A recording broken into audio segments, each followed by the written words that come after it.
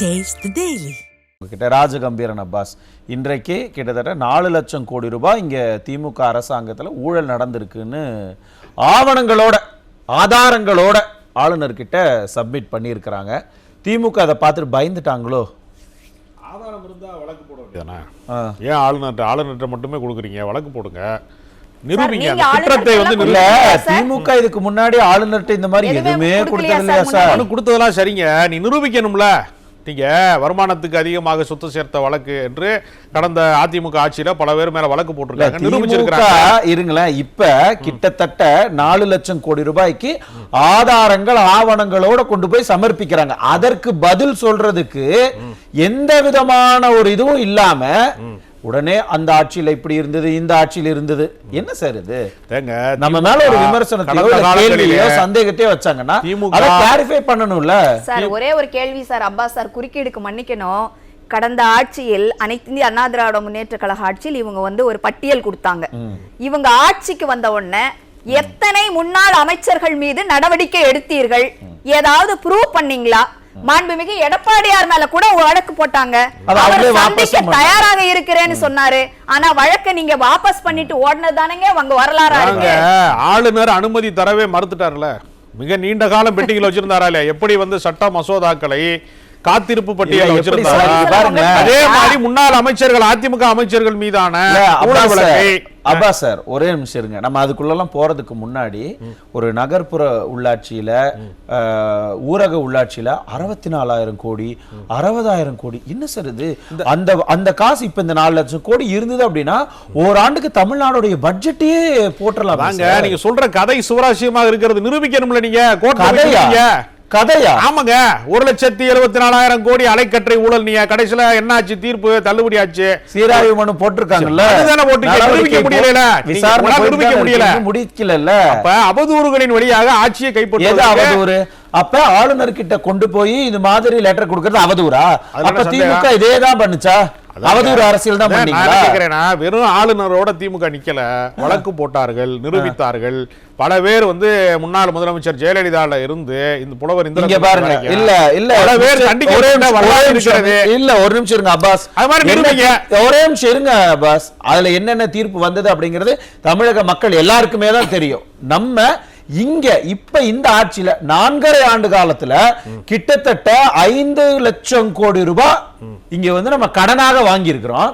5 லட்சம் கோடி ரூபாய் கடனையும் வாங்கிட்டு என்ன நலத்திட்டங்கள் நீங்க செஞ்சீங்க? வெளியில சொல்ற மாதிரி என்ன நலத்திட்டங்கள் செய்யல? அப்படியா? எது செய்யல? அவங்க சொல்றாங்கல்ல, பெண்களுக்கு எல்லாத்துக்கும் கொடுப்பீங்க, குறிப்பிட்ட பேருக்கு தான் கொடுத்தீங்க. தாலிக்கு தங்கத்தை நிப்பாட்டிட்டீங்க, கறவை மாடு திட்டத்தை நிப்பாட்டிட்டீங்க, மினி கிளினிக்குகள் மூடப்பட்டிருக்கிறது, மக்கள் நல திட்டங்களை எல்லாம் நிப்பாட்டிட்டு வேற என்ன செஞ்சீங்க? அதற்கு பதிலாக மாற்று திட்டங்களை என்ன மாற்று? பேர் மாத்திருக்கீங்க. 4 ஆண்டு காலமாக லேப்டாப் கொடுத்தீங்க. இன்னைக்கு எதிர்க்கட்சி தலைவர் அதான் சரியா கேட்டாரு. இன்னைக்கு நீங்க லேப்டாப் கொடுக்குறீங்க. எஸ், அட்லீஸ்ட் இப்பவாவது கொடுக்குறீங்கன்னு நாங்க வரவேற்கிறோம். ஆனா அந்த பசங்க காலேஜே இப்ப இன்னொரு 2 மாசத்துல முடிக்க போறாங்க. இப்ப நீங்க லேப்டாப் கொடுத்தா என்ன பிரயோஜனம்? இருங்க, அப்ப 4 ஆண்டு காலமா கொடுக்காம வச்சிருந்தோம்ல, 4 ஆண்டு காலமா பசங்க படிச்சுட்டு வெளியில வந்திருப்பாங்கல்ல, அந்த பசங்களுக்கு ஏன் கொடுக்கல? முடிச்ச பசங்களை விடுங்க, அடுத்து படிக்கிற பசங்க அதை எப்படி சார் விட முடியும்? எல்லாருக்கும் தானே கொடுக்கணும். எல்லாருக்கும் தானே கொடுக்கணும். ஒரு வருஷமும் சட்டமன்றத்துல எதிர்க்கட்சி தலைவர் எந்திரிச்சு நின்னு கேள்வி கேட்கிறது யாரு? ஏன் நீங்க லேப்டாப் கொடுக்கலன்னு கடந்த ஆட்சியில நிப்பாட்டிட்டாங்க. எப்ப நிப்பாட்டினாங்க? நிப்பாட்டலையா? எப்ப நிப்பாட்டினாங்க அதை சொல்லுங்க. அது கொரோனா காலத்துல நிப்பாட்டியா? நீங்களே சொல்றீங்களா கொரோனான்னு? 2020 கொடுக்கல. 2021 திமுக ஆட்சிக்கு வந்தது இல்ல, அப்ப ஏன் கொடுக்கல? நிதி நெருக்கடி. 2022 நிதி நெருக்கடி, 2023 நிதி நெருக்கடி, 24 சரி செய்யப்பட்டது, கொஞ்சம் கொஞ்சமா படிநிலையில சரி செய்யப்பட்டது. எப்படி கடனை வாங்குறீங்க? ஆனா 2024 கொடுக்கல, கொடுக்கல தானே? 2025 கொடுத்தீங்களா? 20 லட்சம் பேருக்கு 2025 கொடுத்தீங்களா? கொடுத்தாச்சுல. எங்க கொடுத்தீங்க? 26ல இப்பதான் கொடுத்தீங்க. அது எப்ப எலெக்ஷன் நெருங்குச்சு அப்படிங்கறதால கொடுத்திருக்கீங்க. சரி, மாணவர்களுக்கு சைக்கிள். அதுல என்ன அப்ப ஏமாத்துற வேலை தானே. எலெக்ஷன் அறிவிக்கலங்க. எலெக்ஷன் அறிவிக்கிற வரைக்கும் ஆளுங்கட்சி எதை வேண்டுமானாலும் செய்யலாம். எதை வேண்டுமானாலும் சட்டம் இருக்குல, சட்ட அனுமதி இருக்குல. அதத்தான் அவங்க புடிச்சாங்க. எலெக்ஷன் அறிவிச்ச பின்னாடி தான் கொடுத்தா அது குற்றம். இல்ல நான் கூட அவங்க சொன்ன போது கூட ஆச்சரியமா கேட்டேன், ஏன் இப்படி எல்லாம் சொல்றீங்கன்னு. நீங்க அதை வந்து ஆமா அவங்க சொன்ன கரெக்ட் தாங்கற அளவுக்கு சொல்றீங்க. 4 லட்சம் கோடியை இன்வெஸ்ட் பண்ணிருக்கீங்க. அதுல வர்ற இன்ட்ரெஸ்ட் வச்சு சரி ஓகே போனா போதும் ஏதாவது செய்வோம்னு செஞ்சீங்களா? சரி எங்க இன்வெஸ்ட் பண்ணிருக்காங்க? அதான் சொன்னாங்க வெளிநாட்டுக்கு போனாங்களே. கட்டுக்காதங்க அதெல்லாம். சரி அப்ப எங்க போச்சு இந்த பணம் எல்லாம்? அத நீங்க நிரூபிங்கன்னு நான் சொல்றேன். நீங்க எதிர்க்கட்சி பொறுப்பான எதிர்க்கட்சி நிரூபிங்க. அதுக்குதான் அப்படி வாங்க வழிக்கு நீங்க சந்திக்க தயாரா தானே இருக்கீங்க. சந்திக்க தயாரா இருக்க. நீங்க நிரூபிக்க தயாரா இருக்கீங்க. நிரூபிக்க தயாரா இருக்கீங்க. நிரூபிக்க தயாருங்கறதால திமுக தயாரா தாங்க இருக்கு. நீங்க நிரூபிக்க தயாரா இருக்கிறதால தான் ஆளுநர் கிட்ட கொண்டு போய் அத கம்ப்ளைன்ட் பண்ணிட்டு இதுக்கு ஒரு குழு போட்டு உச்சநீதிமன்றத்தினுடைய ஓய்வு பெற்ற நீதிபதி அந்த குழுவை நியமிச்சு இதெல்லாம் நீங்க பார்க்கணும், விசாரிக்கணும்னு சொல்லிருக்காங்க. திமுக ஒத்துழைப்பு கொடுக்குமா? நல்ல ஒத்துழைப்பு கொடுப்பாங்க. எத்தனையோ வழக்குகள் மேல இடி வந்து எஃப்ஐஆர் ஃபைல் பண்ணுங்கன்னு சொல்லி 2 மாத காலம் ஆச்சு. இத்தனைக்கு 2 கேஸ். ஒன்னு ஜாப் ராக்கெட் கேஸ் 1200 கோடி, இன்னொன்னு நகர்ப்புற உள்ளாட்சியில் நடந்த 800 கோடி ரூபாய் ஊழல். சரி ஏதாவது ஒண்ணுக்காவது எஃப்ஐஆர் போட்டு எதற்குமே ஆதாரம் கிடையாது. எல்லாமே நீங்க வந்து அரசியல் பகை காரணமாக ஆட்சியை கைப்பற்றுறதுக்காக சொல்லப்படுகிற அவதூறுகள் எல்லாமே. அதுக்கு எந்த ஆதாரமும் கிடையாது. ஆதாரம் தான் நிரூபிச்சு காட்டுங்க. அப்படியா? அமலாக்கத்துறை ஆதாரத்தை எடுத்துட்டேன்னா அமலாக்கத்துறை நீங்க பதிலுக்கு ரெடி பண்ணுங்க. ஆதாரத்தை தான் அவங்க எடுத்துறாங்க. ஒரு 2 நிமிஷம் எடுக்க முடியும்னா அவங்க இருங்க. ஆதாரத்தை இப்ப எடுத்து போட போறாங்க. சரவணன் சார் இப்ப ரெடி ஆயிட்டாரு. இடைவேளை எடுத்துக்கங்க. இடைவேளைக்கு முன்னதாக கேட்டிருந்தீங்க ஆதாரம் இருக்கா ஆதாரம் இருக்கா ஆதாரம் இருக்கான்னு. இன்றைக்கு எதிர்கட்சி தலைவர் எடப்பாடி கே பழனிசாமி அவங்க கட்சிக்காரர்களோடு சேர்ந்து போய் ஆதாரத்தை தானே கொடுத்துட்டு வந்தாங்க. ஆளுநர் அது மேல நடவடிக்கை எடுத்தாரு. ஆதாரம் இல்ல, ஒரு குத்து மதிப்பா கொடுத்திருக்கிறார், அவ்வளவுதான். அதுல என்ன குத்து மதிப்பாவா? நீங்க பாத்தீங்களா? அதுல என்ன ஆதாரம்? அந்த குத்து அப்ப இதுக்கு முன்னாடி ஆட்சி காலத்துல முக ஸ்டாலின் பொஸ்குன்னு போயிட்டு வந்தாரு ஆளுநர் மாளிகைக்கு. குத்து மதிப்பா தான் கொடுத்துட்டு வந்தீங்களா? அதுல என்ன ஆதாரம் இருக்கு? என்ன ஆதாரம் இருக்கு? என்ன புள்ளி வரும்? நீங்க என்ன கொடுத்தீங்க? நீங்களா சொல்றீங்க இவ்வளவு 1000 ஆளுநருக்கு சப்மிட் பண்ணிருக்காங்க. எதுக்கு என்ன இருக்கு? என்ன இருக்கா? அது ஆதாரம் தானே சார். ஆதாரம் தானே. இருங்க ஆதாரம் தானே. நான் சொல்லட்டுமா? 2021 அந்த ஆண்டினுடைய கடைசியில ஒரு ஆடியோ ஆதாரம் வந்துச்சு. மறுப்பீங்களா? அதெல்லாம் வதந்தீங்க. என்ன சார்? என்ன ஏங்க எதை கேட்டாலும் ஆதாரம் இருக்காங்கறீங்க. ஆதாரத்துக்கு இருங்க. பிடிஆர் பழனிவேல் தியாகராஜன் பேசியதாக இல்லன்னு மறுத்தீங்களா? அப்புறம் ஏன் அவர் நிதி அமைச்சர் அததான் சொல்ல வந்தேன். அப்புறம் ஏன் அவர் நிதி அமைச்சர் கேட்டாங்க பாருங்க. அததான் சொல்ல வந்தேன். ஏன் அவர் ஒரு டம்மி அமைச்சர் ஆக்கி இப்ப வச்சிருக்கீங்க? எவ்வளவு பெரிய அமைச்சரா இருக்காரு? அமைச்சரா தான இருக்காரு. யாரு? அதிகாரத்துல இல்லாம இருக்காரா? நிதி அமைச்சரா இருந்தாரா இல்லையா? சொல்லுங்க சரவணன் சார். அதெல்லாம் கிடையாது. இப்ப அமைச்சரா தானே இருக்காரு. இப்ப என்ன அவர் எம்எல்ஏ இருக்காரா? எங்க இருக்காருன்னு தெரியல. இப்ப இந்த தேர்தல்ல சீட்டு கொடுக்கறாங்களான்னு கூட தெரியல. அதெல்லாம் கொடுப்பாங்க. அவர் அந்த கட்சியினுடைய கௌரவ சின்னம் அவரெல்லாம் கொடுப்பாங்க. அவருக்கான ஒரு மரியாதை கௌரவ சின்னத்தை எதற்காக நிதி அமைச்சருங்கிற மேல இருக்கு, அதாவது முதலமைச்சருக்கு அடுத்து இருக்க போஸ்டிங்க கொடுத்துட்டு நீங்க சொல்ற மாதிரியே கௌரவ சின்னத்தை எதற்காக கடைக்கோடியில் இருக்கிற ஒரு அமைச்சரா போட்டீங்க? எத்தனையோ அத வந்து அவரே பல இடங்கள்ல அவரே வருத்தப்பட்டு சொல்லி கட்சியில இருந்து துறையில எனக்கு என்ன இருக்கு பட்ஜெட் சொல்லல. எத்தனை பேரை கட்சி விட்டு நீக்கிறீங்க, பதவி விட்டு நீக்கிறீங்க. ஜெயலலிதா திடீர்னு ஒரு நாள் அமைச்சர்ல இருந்து மொத்தமா அடிக்கிறாங்க. அப்படி வாங்க எத்தனையோ விஷயம் நடந்திருக்கு. செய்தார்கள். எதற்காக? தவறு செஞ்சா நாங்க தண்டனை கொடுப்போம்னு கட்சி விட்டு நீக்கினாங்க. அப்ப பிடிஆர் பழனிவேல் தியாகராஜன் தவறு இழைச்சிருக்கிறாருன்னு தான் நீங்க டீப்ரோமோட் பண்ணிருக்கீங்க. அது எந்த உறுதி செய்யப்படாத வெறும் யூகங்களின் அடிப்படையில். அமைச்சர் பொன்முடி மேல ஒரு குற்றச்சாட்டு வந்துச்சா? இடைவேளைக்கு முன்னாடி கேட்டீங்கல்ல ஆதாரம் இருக்கா? நீங்க இந்த ஒரு ஆதாரம் எடுத்து போட்டாச்சு. அத நீங்க வந்து இந்த நாடக படத்துல வர மாதிரி செல்லாது செல்லாது அடுத்த ஒரு இது செல்லாது செல்லாது டெலிபோனுடைய ரெக்கார்ட் எல்லாம் நீங்க ஆதார கணக்குல சேர்ப்பீங்களா? எததான் சேர்ப்பீங்கப்பா? சரி அரசுக்கு ஒரு இழிவு தானே இது.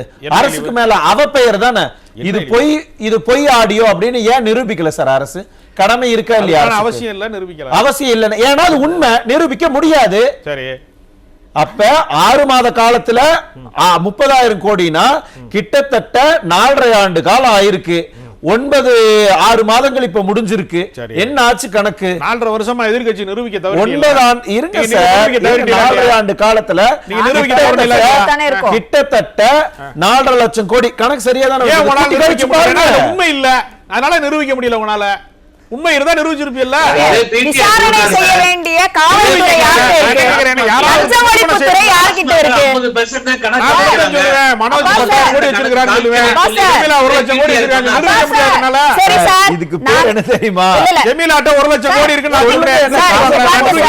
நான் என்ன கேக்குறேன், விசாரணை செய்ய வேண்டிய காவல்துறை யார்கிட்ட இருக்கு? நான் சொன்னா ஒத்துக்குறவரா? சார், இதெல்லாம் வந்து ஒரு உதாரணமா? இதுக்கு பதில் சொல்லுங்க சார். விசாரணை செய்ய வேண்டிய காவல்துறை யார்கிட்ட சார் இருக்கு? ஏன் லஞ்ச ஒழிப்புத்துறை யார்கிட்ட சார் இருக்கு? ஏங்க வருமான நீங்க மிகப்பெரிய வருமான வரித்துறை நாங்க சொல்ற குற்றச்சாட்டுனா உங்க கூட்டணியில இருக்கீங்க. சரி, விசாரணை செய்து ஒரு நிமிஷம் இருங்க. நீங்க சரி இருங்க, நிரூபிங்க. இவ்வளவு நிரூபிங்க. இந்த வடிவேல் ஒரு காமெடி, நீ வேணா என் தெருவுக்கு வா, ஈடி என் பல வீட்டுக்கு தடவை வா, சொல்றாங்க. ஏன் இங்க வந்து பாரு சொல்ற மாதிரி இருக்கு. விசாரணை ஒரே பண்ணிட்டாங்க, அது கூட பண்ண ஈடி என்ன சொல்லுது?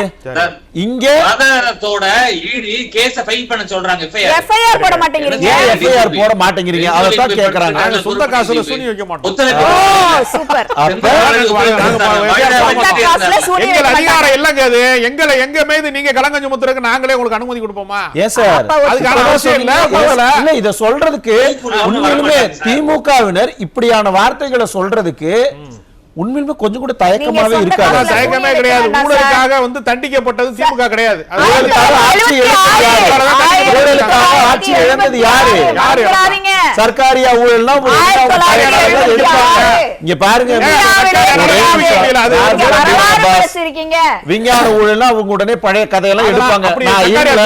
அதையெல்லாம் சொல்லி உங்களை ஆட்சி கலைக்கப்பட்டது 1976 எம்ஜிஆர் ஆட்சி கூட பொன்முடி அமைச்சர் இல்ல என்ன பேச்சு இல்ல ராஜகம்பீரன் அப்பாஸ் பொன்முடி அமைச்சர் பதவி ஏன் இழந்தாரு? திமுக ஊழல் கட்சி. வரேன் சார். அமைச்சராக இருந்த பொன்முடி ஏன் இப்ப பதவி இழந்து இப்ப அமைச்சர் இல்லாம இருக்காரு? மீண்டும் வழக்குல ஜெயிச்சு அமைச்சர் ஆவார். நீங்க அப்படியா? அப்ப தீர்ப்பு வந்திருக்கே வேலூர்ல, அவர் மேல இருந்த கேஸ்ல ஜாமீன்ல தான் இப்ப இருக்கிறாரு. செந்தில் பாலாஜி வழக்கு போடலையா? செந்தில் பாலாஜி ஏன் அமைச்சர் பதவி இழந்தாரு? அது அதிமுக காலத்து பிரச்சனை. அதே செந்தில் பாலாஜி இருங்க, ஏன் நீங்க காலத்துல நடந்தது எப்ப செஞ்சாலும் தப்பு தானே?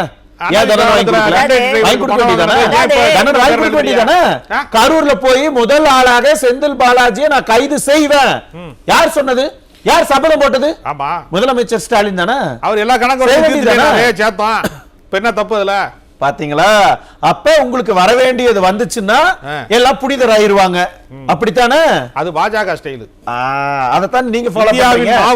எல்லாம் சொல்லிட்டு ஊழல் ஒழிப்பு வாசி பாஜக நாங்க கிடையாது. ஒரே நிமிஷம், ஒரே ஒரு இன்டரப்ட். சுருக்கம். இப்ப இவ்வளவு பேசுறாருல்ல, அமைச்சர் பொன்முடிய வந்து பதவியில இருந்து எடுத்தாங்க. கட்சியும் என்ன செய்தது? கட்சி பொறுப்பில் இருந்து நீக்கினாங்க. நீங்க அவ்வளவு நேர்மையானவர்களா இருந்தா மறுபடி கட்சி பொறுப்பு அவருக்கு வழங்கப்பட்டிருக்கு. ஏன் கொடுத்தீங்க? ஏங்க இதே ஏங்க பல குற்றச்சாட்டுக்கு ஆளாயிட்டு மீண்டும் முதலமைச்சரா ஜெயலலிதா பொறுப்பேற்கலையா? ஒண்ணு இல்ல எதிர்க்கட்சி தலைவர் எடப்பாடி பழனிசாமி இன்னைக்கு சொன்னார்ல, என் மேல ஊழல் வழக்கு போட்டாங்க, நான் சொன்னேன் உயர்நீதிமன்றத்துல நான் என்ன நிரூபிச்சுட்டு தான் வருவேன்னு சொன்னேன். அப்ப வழக்கு தொடுத்த ஆர்எஸ் பாரதி என்ன சொல்றாரு? இல்ல நாங்க வழக்க வாபஸ் வாங்க. ஏன் வாங்குனீங்க? ஏன் பயமா? பயம்லாம் கிடையாது. அப்புறம் ஏன் வழக்க வாபஸ் வாங்குறீங்க? குற்றச்சாட்டு வச்சீங்கல்ல, அவர் தன்னை நிரூபிக்கணும்னு வந்தாரு.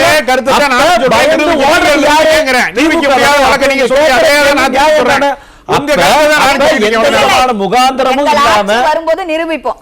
எந்த விதமான முகாந்திரமும் ஆதாரங்களும் இல்லாம அவதூற பரப்புறது உண்மையிலுமே திமுகவா? அதிமுகவா? திமுக தான இத பண்ணிருக்காங்க. நீங்க சொல்றீங்க. ஏன் நீங்க பயப்படாம இருந்தா கேஎன் நேரு மேல எஃப்ஐஆர் போட்டு ஈடு கிட்ட இந்தாங்க எஃப்ஐஆர் அப்படிங்கான அவசியம் கிடையாது. உங்களுக்கு என்ன பயம்? அவர் நிரபராதியா அதனால வழக்கு போடலாம். இல்ல சார், அது என்ன நீங்க என்ன ஜட்ஜா? நீங்க என்ன விசாரணை ஆணையத்துடைய தலைவரா? நீங்க சொல்றீங்க அது பாதிக்கப்பட்ட எதிர்க்கட்சி பதில் சொல்ல முடியாதுங்க. தேர்தல் வருகிறது, அவதூற பரப்பி ஆட்சியமைப்பதெல்லாம் நினைக்கிறீங்க அதிமுக. நடக்காதுங்க. This is so நடக்காது. இந்த அரகன்சி வந்து மக்கள் மத்தியில உண்மையிலுமே திமுகவுக்கு மிகப்பெரிய கெட்ட பேரத்தை ஏற்படுத்தி கொடுக்கும். ரைட், வர இருங்க அப்பாஸ் அதான் சொல்லிட்டாரு. ஒருவேளை ஆளுநர் வந்து இந்த குழுவை அமைக்கணும்னு சொல்லி பரிந்துரை செய்துட்டாங்க அப்படின்னா அவ்வளவுதான், திமுகவுக்கு முடிவுரை எழுதிடுவாங்க அப்படிங்கிறாரு. அதனால தான் கொஞ்சம் பதட்டம், பயம், ஐயோ என்ன பண்றதுன்னு கையை பிசைஞ்சுக்கிட்டு இருக்கு திமுக. மடியிலே கனம் இருந்தா தான் வழியில பயம். இந்த வழக்கு குறித்தெல்லாம் திமுக எந்த அச்சமும் படாது. ஆனா நீங்க சொல்ற அந்த டயலாக் எனக்கு ஞாபகம் வரலையே, பில்டிங் ஸ்ட்ராங் பேஸ்மெண்ட் வீக்னு இருக்கிற மாதிரி இருக்கு, நகைச்சுவை கிட்டுக்கிட்டுன்னு ஆடுது போலயே அப்படின்னு அவங்க நினைப்பாங்க. அதெல்லாம் ஒண்ணுமே இல்லைங்க. அதாவது நீங்க சொல்வதற்கெல்லாம் ஆதாரங்கள் இருந்தால், உண்மைத்தன்மை இருந்தால் ஒன்றிய அரசாங்கம் வேடிக்கை பார்க்காது, ரொம்ப வேடிக்கை பார்க்காதுங்க ஒன்றிய அரசாங்கம். நீங்க தேர்தல் காலத்துல இப்படி ஒரு சூழலை உருவாக்குவதன் மூலமாக இந்த ஆட்சியை அகற்றுவதற்கு ஒரு அவதூறை கிரியேட் பண்றீங்கன்னு தான் நான் பாக்குறேன். நான் ஒரு விஷயத்தை ஓப்பனாவே கேட்கட்டுமா? சொல்லுங்க. எதை சொன்னாலும் உங்ககிட்ட ஆதாரம் இருக்கான்னு கேக்குறீங்க, எதை சொன்னாலும் உங்களால நிரூபிக்க முடியுமான்னு கேக்குறீங்க. இல்ல ஏதாவது ஆதாரம் கொடுத்தா இல்ல இது செல்லாதுங்கிறீங்க. இல்லங்க இதுக்கு முன்னாடியே வந்து இது மாதிரியான விஷயங்கள் நடந்திருக்குன்னா இல்ல அதெல்லாம் நாங்க ஏத்துக்க மாட்டோங்கிறீங்க. சரி ஓகே, உங்களை நீங்க நிரூபிச்சுட்டு போங்க அப்படின்னா நாங்க ஏன் வந்து கமிஷன் அமைக்கணும், நாங்க ஏன் எங்களையே நாங்க விசாரணை பண்ணிக்கணும்னு கேக்குறீங்க. என்ன இது? வாங்க, மாநில சுயாட்சியில பாக்குற மக்களுக்கு நீங்க பேசுறதையும் மக்கள் ரொம்ப உன்னிப்பா தானே கவனிப்பாங்க, அரசாங்கம் நடந்துக்கிறதும் மக்கள் உன்னிப்பா தானே கவனிப்பாங்க. நீங்கள் சொல்லுகிற தவறுகள்ல உண்மைத்தன்மை இருந்திருந்தால் மத்திய அரசாங்கம் வேடிக்கை பார்க்காது.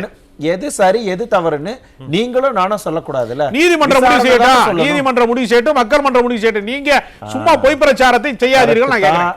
கரெக்ட் தான். நீதிமன்றமும் மக்கள் மன்றமும் தான் முடிவு செய்யட்டும். முதல்ல நீதிமன்றம் முடிவு பண்ணணும்னா என்ன பண்ணணும்? சரி, நீங்க எஃப்ஐஆர் பதிவு பண்ணணும், விசாரணை நடக்கணும், விசாரணைக்கு ஒத்துழைப்பு கொடுக்கணும். அதற்கு பிறகு நீதிமன்றம் முடிவு பண்ணணும், நீதிமன்றத்தினுடைய தீர்ப்பை மக்கள் மன்றம் முடிவு பண்ணணும். இதுதான ப்ரொசீஜர், இதுதான புரோட்டோகால். ஆனா எதையுமே எங்க மேல நீங்க பேசக்கூடாது, எதையுமே எங்களை விசாரிக்க கூடாது, எதையுமே குற்றச்சாட்டை சொல்லக்கூடாதுன்னு இவ்வளவு அடமெண்டா இருந்தா மக்கள் உங்களை நம்புவாங்களா? எங்க மத்திய அரசாங்கம் வந்து அதிகார துஷ்பிரயோகம் செய்கிற போது மாநில அரசு அவர்கள் எல்லைக்குள்ளே இது மாதிரி துஷ்பிரயோகம் செய்வதற்கு அனுமதிக்காம இருக்கிறாங்க. அதனால இந்த விசாரணை எல்லாம் வந்து எதுவுமே எது துஷ்பிரயோகம்? இருக்கக்கூடிய ஆட்சியாளர்கள் மீது அபாண்டமான பழி சாட்டுவது துஷ்பிரயோகமா? நீங்க விசாரணைக்கு ஒத்துழைப்பு கொடுக்க வேண்டியது ஒவ்வொரு குடிமகனுடைய பொய் வழக்குகளை, இது மாதிரி எத்தனையோ பொய் வழக்குகளை திமுக பார்த்திருக்கிறது. திமுக மேல அந்த பொய் வழக்குகளை எல்லாம் திமுக பொடி பொடியா உடைத்திருக்கிறது. வழக்கு நீதிமன்றத்துல மேல சொன்னா அதெல்லாம் பொய் வழக்கு. ஆமா, மத்தவங்க மேல சொன்னா ஐயோ குற்றம் நிரூபிக்கப்படல. கலைஞர் மீது நிரூபிக்கப்பட்டிருக்கா, இவர் குற்றச்சாட்டு சொன்னார், நிரூபிக்கப்பட்டிருக்கா, சட்டப்பூர்வமாக நிரூபிக்கப்பட்டிருக்கான ஆவணம் இருக்கா? போற வாக்குல யார் சொல்லுவீங்க? மத்தபடி கதை சொல்றீங்க, கதை சொல்வதற்கெல்லாம் பதில் சொல்ல முடியாது. நீங்க சொல்றதெல்லாம் கதை. கடைசி வரைக்கும் நீங்க வந்து விசாரணைக்கு ஒத்துழைக்க மாட்டீங்க, நீங்களும் விசாரணை பண்ண மாட்டீங்க. ஏதாவது சொன்னா எங்க மேல ஏதாவது நிரூபிச்சிருக்கா அப்படின்னு சொல்லி அது டெக்னிக்கலா அவங்க எல்லாமே பண்ணுவாங்க. அப்ப அவங்க சொல்றது கரெக்ட் தானே? அதை நிரூபிங்க தான். கடைசி வரைக்கும் நீங்க வந்து ஒத்துழைக்க மாட்டீங்க, கதை சொல்றது அப்ப ஒத்துழைக்க மாட்டீங்க. எல்லாம் ஒத்துழைப்பு வழக்கு நடக்குது, ஒத்துழைப்பு செய்யாம நடக்குது, செந்தில் வழக்கு நடக்கலாம், ஒத்துழைப்பு நடக்குது. வெயிட் அண்ட் see எல்லாமே என்ன முடிவு எடுக்க போறாரோ அப்படின்னு கிட்டத்தட்ட ஒரு 3 ஆண்டு காலத்துக்கு முன்னாடியே தூக்கத்தை தொலைச்சாச்சு முதலமைச்சர். இனி அடுத்தது இந்த ஊழல்கள்னால தூக்கத்தை தொலைக்க போறீங்களோ அப்படிங்கிற ஒரு அக்கறையில சொல்றாங்க. எந்த அவசியம் இல்ல, பார்த்துக்கலாம். மீண்டும் அந்த ஒரு ஆட்சி தான், ஒண்ணு இல்ல. பத்திரமா இருங்க, வாரா இருங்க.